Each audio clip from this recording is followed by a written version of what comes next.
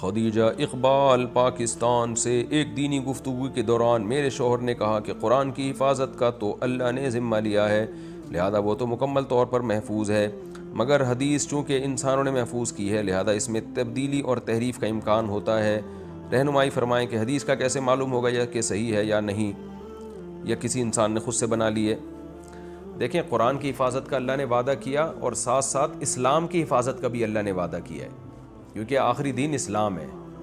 تو اب اسلام کی حفاظت جن چیزوں پر موقوف ہوگی، یعنی جن چیزوں کے محفوظ رہنے سے اسلام محفوظ رہے گا، وہ تمام چیزیں محفوظ رہیں گی۔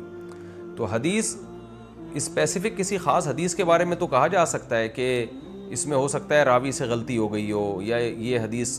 کے راوی نے جو ہے وہ غلط بیانی سے کام لے لیا ہو، کسی خاص حدیث میں تو یہ بحث ہو سکتی ہے، لیکن اوور آل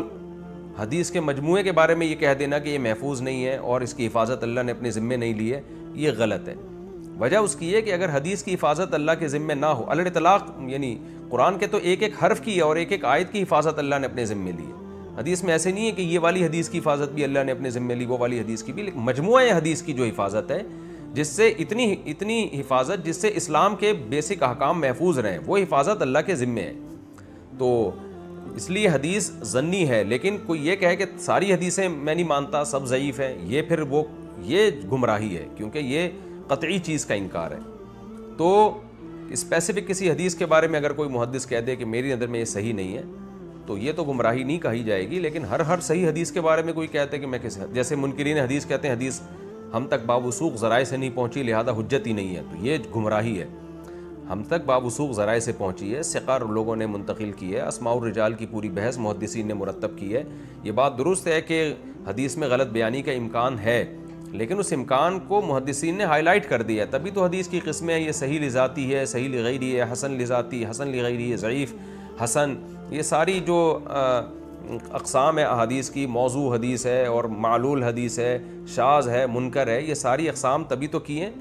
کہ حدیث میں صحیح اور ضعیف کی لوگوں کو پہچان رہے۔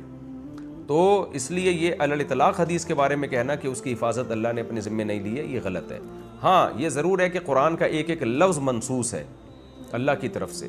ایک ایک حرف جو ہے وہ محفوظ ہے۔ حدیث میں اس طرح نہیں کہا جا سکتا کسی خاص حدیث کے بارے میں کہ یہ والی حدیث کا ایک ایک حرف 100% بالکل یقینی طور پر محفوظ ہے۔ ظاہر ہے انسان نے بیان کیا، انسان سے سنا، تو اس بیان میں بعض دفعہ غلطی کا امکان ہوتا ہے، مگر کبھی بھی امکان کی بیس پہ کسی کی بات کو رد نہیں کیا جاتا جب تک کہ وہ امکان مضبوط نہ ہو۔ کسی معتبر آدمی نے آپ کو آ کے خبر دی ہے کہ فلاں جگہ مت جانا، فلاں جگہ جو ہے فائرنگ ہو رہی ہے،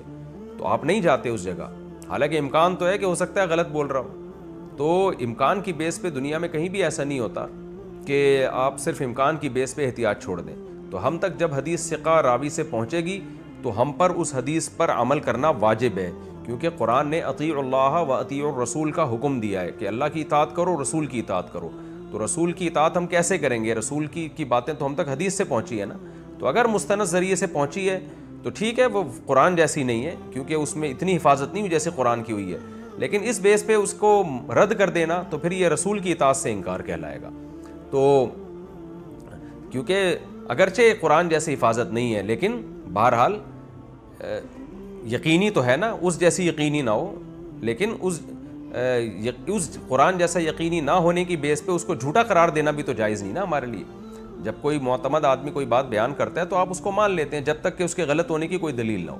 ہاں، حدیث اور قرآن میں ٹکراؤ آ رہا ہوگا تو پھر فقہا کے اصول ہیں، اس میں امام حنیفہ کا اصول ہے وہ قرآن کو پھر ترجیح دیتے ہیں، امام شافعی کا اصول ہے وہ ایسے موقع پہ امام احمد اور امام شافعی اور ہمارے اہل حدیث بھی اسی موقف کو لے کے چلتے ہیں کہ وہ پھر حدیث کو ترجیح دیتے ہیں۔ تو یہ محدثین کے فقہا کے اختلافی اصول ہیں، سب کا مقصد اللہ رسول کی اتباع کرنا ہے، لیکن اس اصولی اختلاف کی وجہ سے مسائل میں اختلاف ہوتا ہے۔ تو اس میں امام حنیفہ کا موقف یہی ہے کہ قرآن چونکہ قطعی ہے، لہذا قرآن میں ایک چیز کو اگر مطلق طور پہ بیان کیا تو حدیث میں اس کے ذریعے قید نہیں لگائی جا سکتی،